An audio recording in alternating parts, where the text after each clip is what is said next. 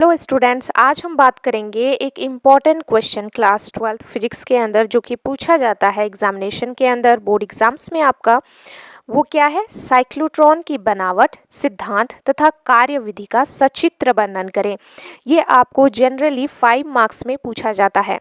इसके पहले भी मैंने काफ़ी सारे इंपॉर्टेंट क्वेश्चंस आपके कराए हैं। अगर आपने उन सारे वीडियोस को मिस कर दिया है तो आपके पास अभी भी चांसेस हैं उन सारे वीडियोस को देखकर नोट्स बनाने का।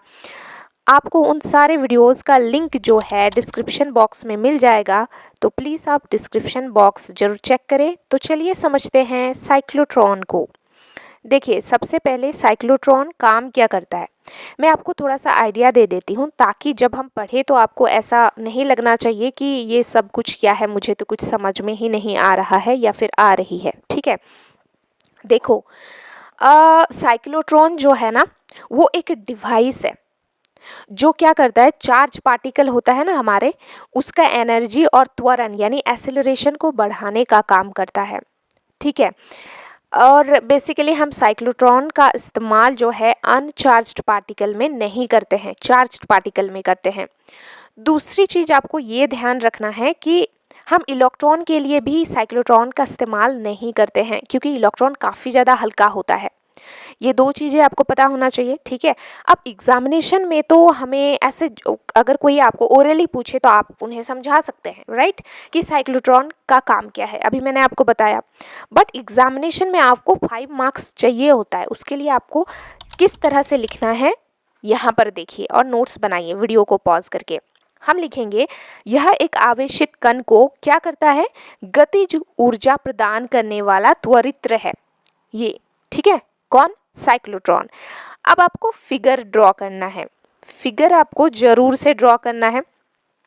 तो यहाँ पर D1 D2 ये AC करंट, ये S क्या है, स्रोत है। ठीक है, स्रोत है, जहाँ से, स्रोत मतलब जहाँ से किसी चीज़ की स्टार्टिंग होती है। ठीक है, तो आपको इस तरीके से ये डायग्राम बना लेना है। अब D1 क्या है, D2 क्या है, S क्या है, इसके बारे में डिटेल में चलिए हम नीचे बात करते हैं। तो और ये क्या है, ये 2 लित्र है, ये 2 लित्र है। ठीक है, तो चलिए हम बात करते हैं इसके बारे में डिटेल में। तो दूसरा स्टेप आपको फिगर ड्रॉ कर लेनी है। अब हम बताएंगे कि फिगर के अंदर जो हमने बनाया है उसके बारे में हम बता देंगे। ठीक है, इसमें 2D आकृति के चालक पात्र हैं जिन पर 2 लित्र द्वारा आवृत्ति विभवांतर लगाकर दोनों D के बीच आवृत्ति विद्युत क्षेत्र कैपिटल E उत्पन्न किया जाता है। समझ में आया आपको?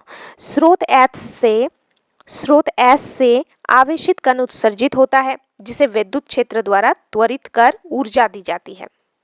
यह D2 के अंदर जाता है जहां चुंबकीय क्षेत्र है, यह इसे विद्युतीय पथ पर मोड़ता है जिससे फिर यह क्या करता है, गैप में आए। ठीक है, D2 का काम ये है, गैप में आए। जैसे ही यह गैप में पहुंचता है, 2 लित्र विद्युत क्षेत्र की दिशा उलट हो चुकी होती है और कण पुनः त्वरित होता है। समझ रहे हैं? और इसके बाद देखिए क्या होता है, इसके बाद उलट हो चुकी हो और D1 में घुस जाता है। D1 का चुंबकीय क्षेत्र मोड़कर इसे पुनः गैप में लाता है। 2 लित्र इस बीच विद्युत क्षेत्र को बदल देता है ताकि कण को फिर त्वरित किया जा सके। ठीक है जी, और ये जो काम है ना, ये काम चलती रहती है, तो यह क्रिया चलती रहती है। इस तरह कण को गतिज ऊर्जा विद्युत क्षेत्र द्वारा प्राप्त होती है। अंत में प्लेट इसे विक्षेपित कर बाहर निकाल देता है। कण के चक्कर लगाने की आवृत्ति कहा जाता है। इसका व्यंजक क्या है, V = QB/2πm, जो कण की चाल से स्वतंत्र है, परंतु अधिक चाल पर m की चाल निर्भरता का ख्याल करना पड़ता है तथा दूसरा यंत्र निर्मित होता है। क्रम चाल पर यह त्वरित्र कार्यकारी है।